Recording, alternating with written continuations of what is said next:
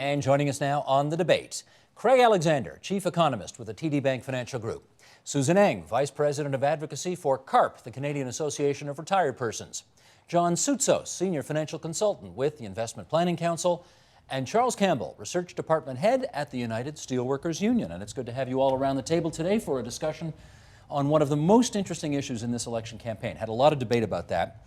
But before we start, get comfortable, because I'm going to read a couple of things here just to set things up. Here's from the Toronto Star back in April. Earlier in April, old age security may not be as divisive an election issue as gun control or health care, but politicians are capitalizing on pension reform to capture voters' attention as Canada struggles to support an aging population and improve a strained public pension system. With the first wave of baby boomers turning 65 this year and many Canadians still reeling from having much of their retirement savings wiped out during the global recession, pensions are top of mind for many voters. Okay, that's why we're doing this program. Now, given that it's top of mind, how have the parties responded? Michael, next graphic if we can, please. Here's what the parties have in mind. NDP leader Jack Layton announced Monday that his party would gradually double the Canada and Quebec pension plans and allow Canadians to top up their public pension with personal savings. The Liberals have echoed the promise to add $700 million to the Guaranteed Income Supplement and proposed gradually increasing defined CPP benefits and allowing for a new voluntary supplement to the CPP, which the party is calling the Secure Retirement Option. Finance Minister Jim Flaherty's pension reform would have seen mandatory premiums paid by employers and employees gradually increase over time in order to fund a more generous pension regime. That plan was rejected, however, in favor of a scheme that would allow small businesses, workers, and the self-employed to buy into a privately run pension pool.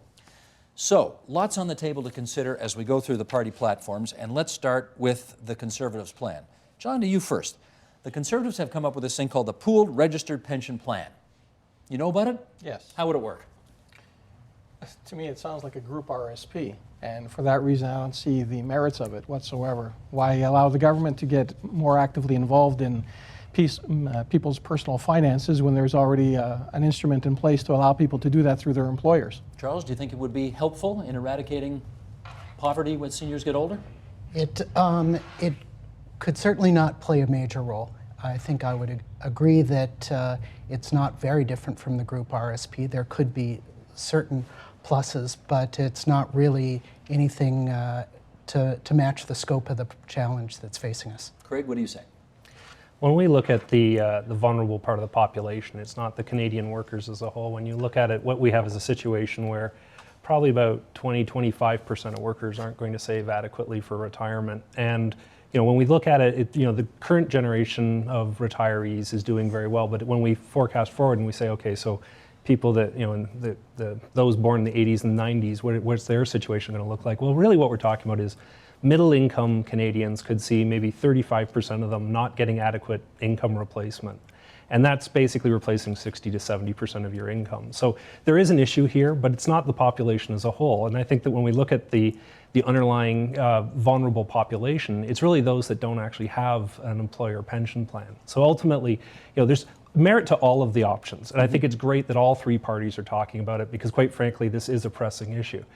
But I think that a targeted approach is probably the most effective way rather than a broad-based approach that impacts every Canadian. Let's see if CARP has a position on this one. The Conservatives' Pooled Registered Pension Plan. What do you think? First of all, it's unprecedented the amount of attention is being paid to pension plans. You're happy about that? I'm completely happy about it. In fact, of all the different parties, if any one of them comes into fruition, there will be a measurable improvement on the status quo. So I'm already happy, right? Now, as we look at the different plans that are on offer, Craig is absolutely right. It's 25% of the working population that's at risk of not saving enough for their retirement, which means that they're facing serious financial insecurity in retirement when they can't change their financial circumstances. That's why it's important. There must be some vehicle where people can save safely for their own retirement. So we're going to argue on this program about what the best vehicle is. Exactly, but 25% of working Canadians is like 4 million Canadians, so it's a big issue, and I don't think one size does fit all, but the voluntary universal plan means that you have a pooled environment. Now, this case, where it's voluntary and it's run by the private sector, there is a concern that this is nothing more than another RRSP private offering that takes an awful lot off the top for fees. Jim Flaherty obviously brought this out thinking, John, that it would be moving the yardsticks forward. He didn't get a lot of support from the provinces when he brought it out. The fact that it's voluntary, does that mean by its very nature that not that many people are going to participate and therefore it cannot have much of an impact? I would agree with that, because if you look at the level of contributions to RRSPs at the present time, they're voluntary. A significant portion of the population does not contribute to them. So unless Do you know what that number is? I don't know it off the top of my head, but it's less than 50% of the population contributes in a significant manner to the RRSP program. So I don't see it as being as closing the gap. I think their proposals on GIS are probably more impactful than creating another alternative to a group RSP. As a matter of fact, as we get into this a little bit more, there's some interesting statistics on the efficacy of utilizing a public pension plan to manage people's assets, because there hasn't been any demonstrated advantage to having an extraordinarily large pool managed by a government agency. Hold off on that, because we're going to get to that eventually. The Conservatives are also offering, and Charles, let me go to you on this. They're offering an additional $600 in the guaranteed income supplement. We saw that in the last budget that did not get passed. That's for individuals, $840 for couples. How good is that? It's clearly a step in the right direction, and it's the same area that both the Liberals and the NDP also have put forward somewhat more expansive proposals. Now, the Conservative increase to the GIS, if I understand it, is really only for people who have less than $4,000 in income outside of the public pensions, and it even begins to be clawed back once you have as little as $2,000 more. So it's really pretty tightly focused and limited, and it's an interesting situation, because over the last 30 years, the OAS and the GIS have been enormously successful in reducing poverty among seniors. From roughly a third of all seniors in poverty in the 70s, it got reduced down close to 5%, but in recent years, we've been edging back up. But we are in the space where it wouldn't take that much more than what the Conservatives are proposing to completely eliminate poverty among seniors in Canada, and that's something that's just worth doing. Susan. Well, in fact, one of the reasons why seniors' poverty has declined over the last 2 decades has been the maturing of the CPP, and that has made it possible for an entire generation of people to be lifted out of poverty. But there still remains 250,000 Canadians who are estimated to live in poverty over the age of 65. And if you look at the fact that 1.6 million Canadians receive the GIS, which by definition means they face some financial insecurity, that's how big the problem is. Now, as to the solutions that have been proposed by the 3 parties, indeed, once again, all 3 parties have come up with something. They are different. They have different dollar amounts that are attached to them. But the key here is, what will it take to lift every single senior out of poverty starting today? And the numbers are 300 million according to the Conservatives, 700 million according to the Liberals, and NDP. And well, the NDP started with 700 million, but I noticed in the platform today it says whatever it takes. So I'm not sure if they have a top number there. Why don't you go into that, Craig? I mean, is there a significant? Obviously, if you need it, the higher number is better. But in terms of the overall, fiscal performance of the country, is there a huge difference between 300 and 700 million? Well, not over the long haul. But I mean, what we're really talking about, though, is I'm not sure that we're talking about an enormous poverty problem, right? I mean, in terms of, to take the other point about how senior poverty rates have declined, I mean, Canada's senior poverty rate is 1/3 of the average of the other industrialized nations. Like, Canada really stands out with having put a very successful floor on senior income to ensure that Canadians, with some exceptions, the vast majority of seniors are not experiencing poverty. The real challenge on the issue about retirement income security is really, do workers have adequate vehicles available to save for their retirement? And then that's where you get into, okay, so if you need to enhance the system, how do you do it? Do you provide a private sector vehicle Do you provide an enhanced public sector vehicle, or do you up the CPP for workers across the country? And again, there's pros and cons to all of these factors, and one of the things that sort of gets lost in the whole retirement income debate is the fact that, in actual fact, one of the core issues is rising indebtedness and consumption, and the fact that Canadians are living longer, they're spending longer in education, they're having children later, they then have to retire, they then have to fund their child's post-secondary education. That means a lot of Canadians are starting their saving for themselves for retirement in their 50s, much later, unless they have an employer pension plan. Well, I do want to raise one issue. I had an occasion to be on a cross-country call-in show recently, and the people who called in today, who are now retired, who are in their 70s. And their stories, they were not maudlin, they were not asking for help, but they just stated very plainly how much they had to live on and what they were doing to make ends meet. One woman said, I have to pay off my mortgage. I have about $7,000 annual income when you add it all together. And when you come to my house, it's neat and clean, but there's no food in it. They go to food banks today. We can't sort of, I think it's accurate to focus on pension reform for the future, yes. But very, very instantly, right after the election on May 2nd, money needs to flow to people today to have them deal with poverty. It may be a low rate compared to other people, but tell that to the 250,000 people, of whom I heard some 50 people talk about that issue. Craig, you want to come back? Well, when we think about the situation when it's about income replacement, right? This is the way we talk about it. When you enter retirement, you want to replace 60 to 70% of your pre-retirement income. There's an issue here that low-income Canadians, their income before retirement is inadequate, which is a broader story than actually the subject that we're talking about in terms of retirement income reform. Ultimately, it's about, when we think about the spectrum of income, low-income Canadians don't have high enough income during their working lives. That's the problem, even though they're replacing adequately with the CPP, OAS, GIS. At the high end of the scale, high-income Canadians are actually replacing far less than 60 to 70%, but we don't generally worry about them, because if they're earning $150,000 and they retire on $75,000, we don't deem it to be a social problem. Right. Who do we worry about the most? Well, the ones that we worry about the most on the retirement side of things is low to middle income Canadians. So really those in an income of 30 to 60,000. Can I make sure I understand what you're saying? And you tell me if I'm reading too much below the lines here. If you're really poor in this country today, you want to turn 65 as fast as possible because you'll actually do financially better.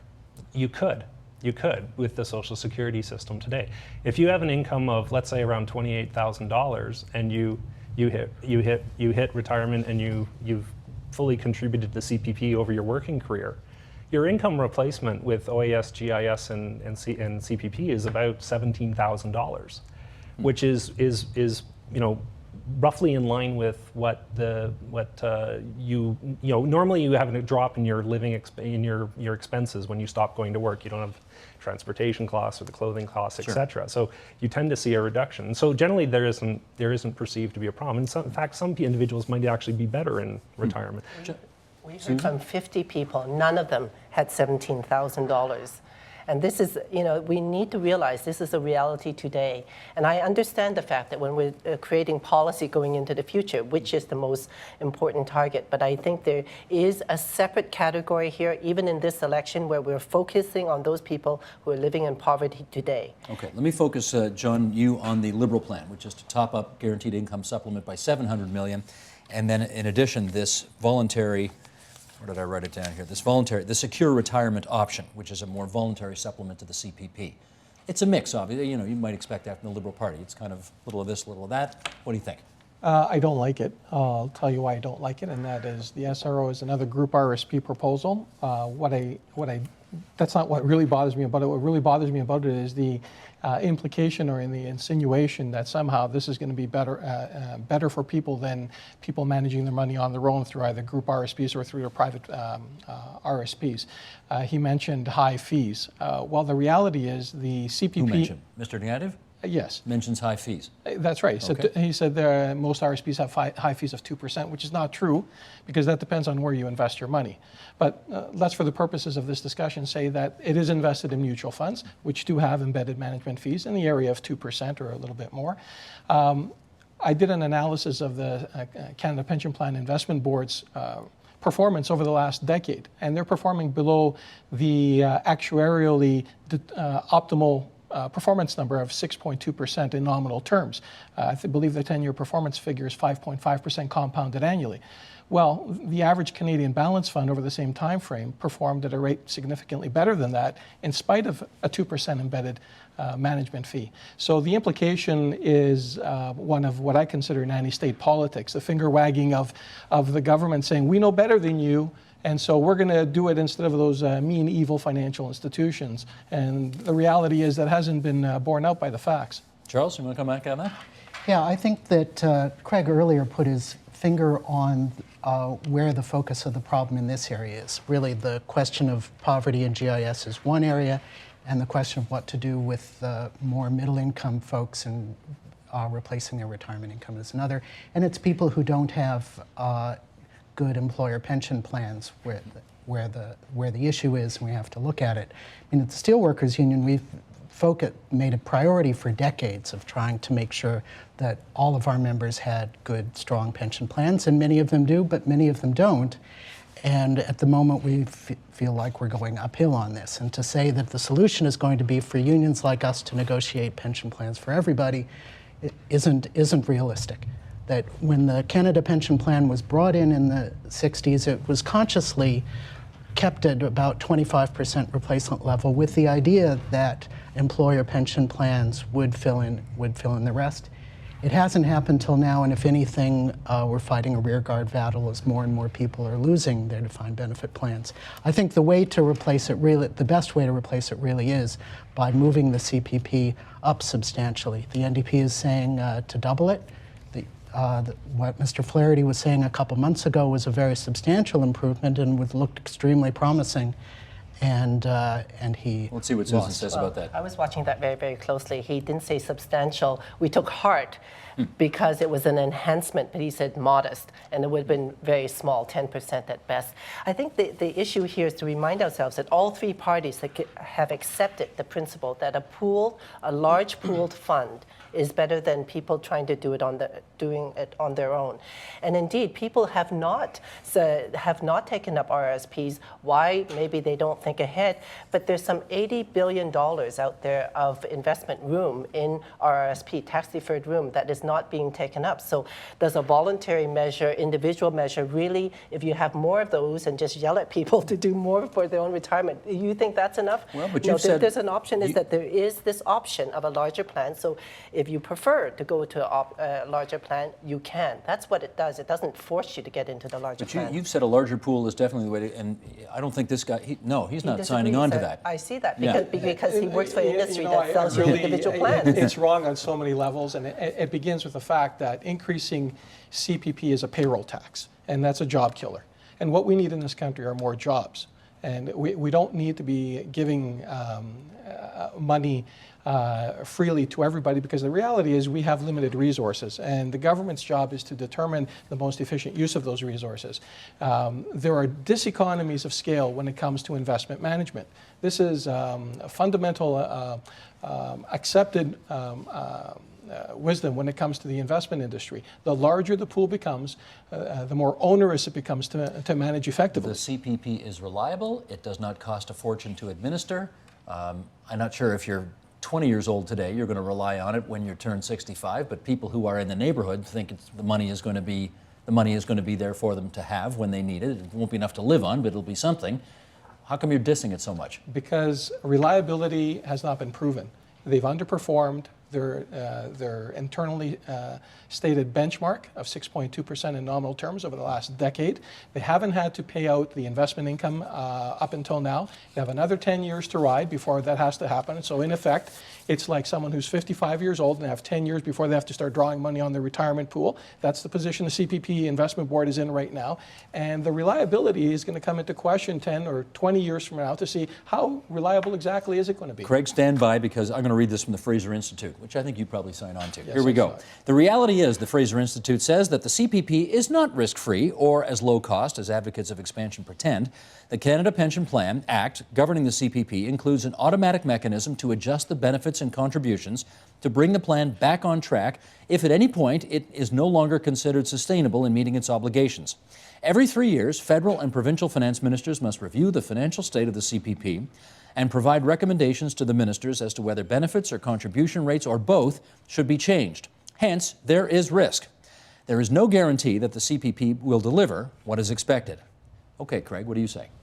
Well, all the facts that stated there are absolutely true. I mean, when you look at the CPP, it's, there's a commitment that you're going to get some financial support and income replacement from it. I do think, to answer your question, that if I was a 20-year-old in Canada today, I would expect it actually to be there for me. I think it is a well-funded plan, but it also isn't completely risk-free. I mean, 40% of it is invested in equities, and something like 20% is invested in alternative investments. So it's not risk-free. It does have a couple of advantages. It is low cost, and it does pool risk of various when you have so many people contributing to it, it does create an ability to pool the risk. My fundamental question about enhancing it is the issue of raising the savings for all Canadians when you know the problem is somewhere around, probably something around 25% of Canadians, and maybe it'll increase to 30% of Canadians. But, I'm not sure that you then should say, well, the other 70% should be forced to save through the CPP. And it is a payroll tax. But one of the things I think that the more I looked at this and did analysis on it, I found was that really it was around, did you have a pension or not? And there are lots of vehicles out there for people to save, but the reality is what we find is that people aren't taking advantage of all of them. And I think that both the idea of a supplement to the existing CPP or the private pooled pension plan alternatives that are being presented, what I really like about the idea of them is, first of all, it can be targeted at those that don't currently have pension plans. And number two, the way they're designed, or what they're proposing is that it's going to be an auto-enrollment with a voluntary opt-out. And one of the things we find is that if you get defaulted enrolled into a program, people tend not to go out of their way to then unenroll themselves. And so if you don't have a pension plan, and this would allow self-employed individuals to have a plan, it would allow employers that don't offer a pension plan to have one, that this becomes actually an attractive alternative. Lots to follow up here. I know everybody wants in on this. Let's start with this. Charles, you've heard criticism of doubling the CPP, the premium and the benefit, in as much as it would be a payroll tax, and that's the last thing you need when you're trying to create jobs. What do you say to that? I mean, it's worth noting that the CPP payroll tax is significantly less than the U.S. Social Security tax, and the U.S. Social Security, excuse me, also has significantly higher benefits than CPP. So it's not a scale that that the economy can't deal with, and there's an increase in employer contributions, an increase in employee contributions. It'd be phased in very gradually, and in turn, there'd be the benefit to the economy of stronger buying power on the part of seniors. What about the notion that you have come up with a solution here that really only 25 to 30% of the public needs, but you're going to force 70 to 75% of the people to buy into it? I'm thinking that the need even today is somewhat higher than 25%, and there's every reason to think, and I think some of Mr. Alexander's studies have looked at this quite carefully, that it's growing over the next decades, and as defined benefit pension plans become less and less common, it grows even more. I think even for the people who are not in desperate shape at that point, it'll be a plus. It'll be a benefit that's strong considering what they paid into it, and it's something that they will have no trouble profitably entering into their plans. Well, I first of all object to the use of the word payroll tax. First of all, it's your own money going into a plan to save for your own retirement. The question is, why should that kill a job? In fact, when the CPP had to adjust its premiums some while back, there was also the argument that it was going to kill jobs. Well, they didn't get killed. The fact remains that if you have everybody required to do this, you're not going to have, you reduce any uncompetitive factors. Now, in terms of all the parties have all accepted the principle that many pension experts tell us is that when you pool a fund, you do better than doing it by yourself. You can reduce your costs. You can spread the risk. You can have a reliable, measurable benefit at the other end. So why wouldn't you try to do it? All three parties have accepted that as a principle, and their different proposals that will do that are pretty well in acceptance of that principle to begin with. So then we have to see, why is there any government money going into this? Well, no, there isn't, except the amount that you get to deduct, that is the taxes you avoid by deducting your contribution. All three of them do that. So, there's nothing to distinguish them from in terms of government expenditures. This is your own money going in to save for your own retirement, a stable retirement for everybody, and a stable economy in the future. So is it or isn't it a payroll tax? Well, it is, because the employer has to contribute to the CPP as well. It's not just the employee who But pays not to for. the other two. I'm sorry? But not to the other two options. Well, speaking specifically about the CPP, it is a payroll tax because the employer has to put their own money into it. So corporations, by their very nature, are going to try and minimize expenses. So if that means proportionately that an internal tax or external tax causes prices to go up for them, they may decide to hire fewer employees Or pass the costs on to someone else? And it's not the corporations that you really worry about. What you worry about is the small and medium-sized businesses that are looking to hire, and they are responsible for half of the CPP contribution of their employees. And more responsive, presumably, to an uptick in premiums. They're certainly more responsive to an increase in their expenses. Right. But getting back to this whole pooled instrument, there are economies of scale to be had when it comes to investment management to a point. But then diseconomies of scale start to move in. So CPP right now is $140 billion. If that were to be ranked on the scale of sovereign wealth funds on a global basis, it would make it the 10th largest sovereign wealth fund on the planet. That sounds big. It's huge. And so what happens is when you're that large and you do your analysis and say, okay, company ABC is the optimal company I want to put in this economic sector in my portfolio. Well, I can buy the whole company. So what happens then is you have to start buying your second, third, and fourth choices for what's the optimal investment in a particular economic sector. So you begin to dilute performance results. Susan. Well, you're setting up a straw pension plan here. And the three parties are debating the principle of a pooled fund to help people save for their own retirement. That's all they're doing. They're not all going on to the enhanced CPP. And any amount of enhancement is a tiny amount. It's only the NDP who's focusing in on doubling this current CPP. And even that wouldn't take us to 70% replacement value.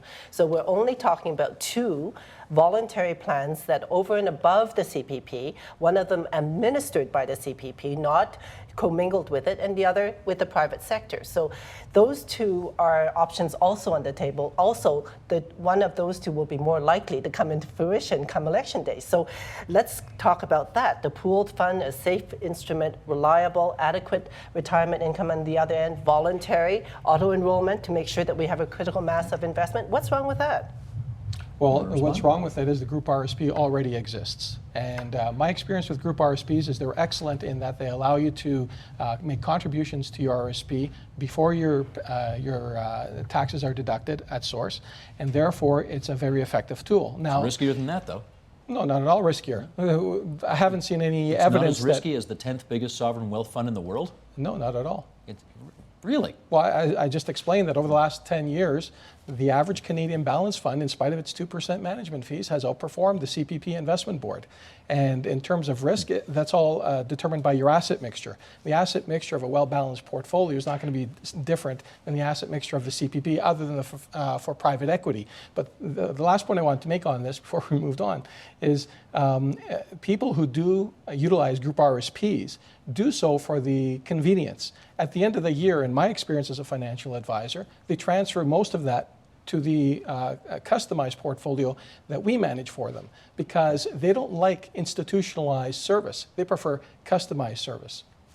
Go ahead, Charles. It's worth noting that for an individual investing in an RSP or whatever, it's not really the average performance of all funds that count, but their own. And part of the advantage of the CPP, even if it isn't the top performer out there, and there are issues with supersized funds, is that there's some concern for whoever is going to be the unluckiest or unwisest investor out there with their own funds, and then they wind up or someone who retires right after a market crash of the sort that we had in 2008, and they wind up then reliant on GIS or other kinds of welfare. Greg. Yeah, when I was looking at this, I found something quite remarkable. When you look at the average performance, what you find is on average, people without a pension plan actually replace more income than people with a pension plan, and that struck me as counterintuitive. Mm-hmm. And then when you look at the numbers more closely, what you actually find is that the individuals that are in an employer pension plan are very, very packed around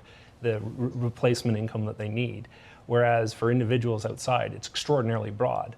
And ultimately what it tells you is there actually are the vehicles necessary to save if you take advantage of them. The problem we have, and I think this is one of the core reasons why we have the segment, the 20 to 25% that are vulnerable, is that there is a segment that are not taking advantage of the available investment opportunities. And then it becomes a very big social question, because it's like, why? Why aren't people taking advantage of them? Because they can't, presumably.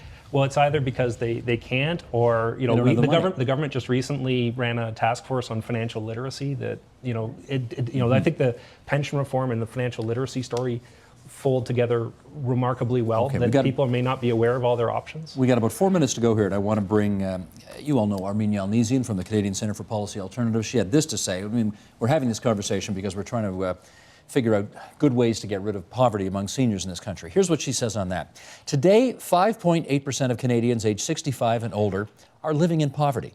With rising energy and food prices, a little more cash would be very welcome in these households. The shocking truth is, we could get rid of poverty among seniors if we want.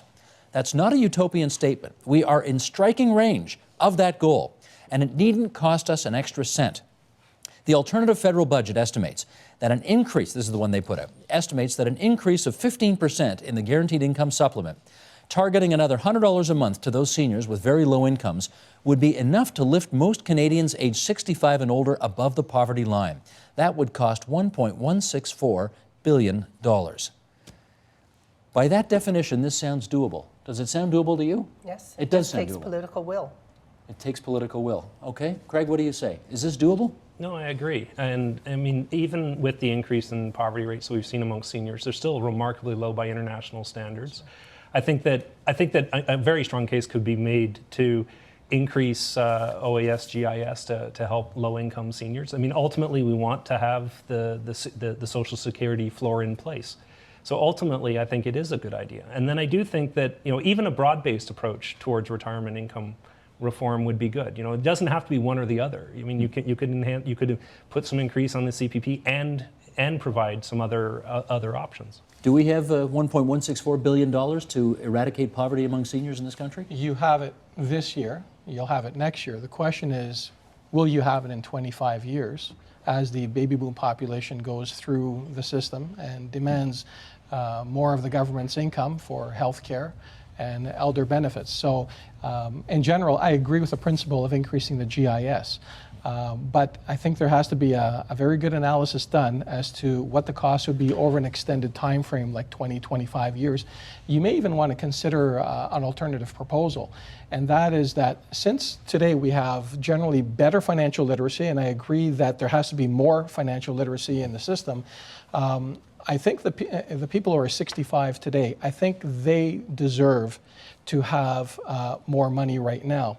But the people today who are 20 years old, who are just entering the workforce in the next 5 years, they should know enough that they need to accumulate more savings on their own for the future. So you may want to introduce this with a sunset clause and say, yeah, we'll increase GIS, but we have to have a sunset clause after 25 or 30 years so that this doesn't become a social entitlement program that cannot be funded into perpetuity. And we see what's going on south of the border with social entitlement programs. My hunch is the sun would never set. The sun would never set. That's the thing, That's eh? right. You think? Charles, what do you say on that? Well, I think it's absolutely worth doing a careful analysis of what the likely costs are going to be 20, 25, 30 years out. Among the interesting things that people find when they look at that is that the kinds of increases to the CPP that we're talking about could mean that the cost, that the GIS doesn't have to go up as rapidly as it currently is projected to, let alone with the kinds of increases that we're talking about that could eliminate poverty in seniors. Susan. Well, that's the issue, right?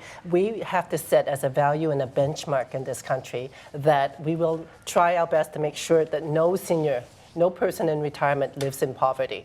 Now, if that's our benchmark, there are many ways we can deal with that. We can give them more money, we can reduce their costs, we can make sure that they save enough for their own retirement, we can do all of these things, all with the proper goal of making sure no one lives in their old age in poverty. And do we have the mechanisms right now to make sure that this kind of help gets targeted to those who really need it? We have all the mechanisms, we just need the political will. And we'll find out if we have that after May the 2nd. Absolutely. I guess so. Okay. Thanks, everybody, for a good discussion about a very important issue in our lives right now. Craig Alexander, Chief Economist, TD Bank Financial Group. John Soutsos from the Investment Planning Council of Mississauga. On the other side of the table, Susan Eng, Vice President of Advocacy for CARP, and Charles Campbell from the United Steelworkers Union. Thanks so much, everybody. Thank you.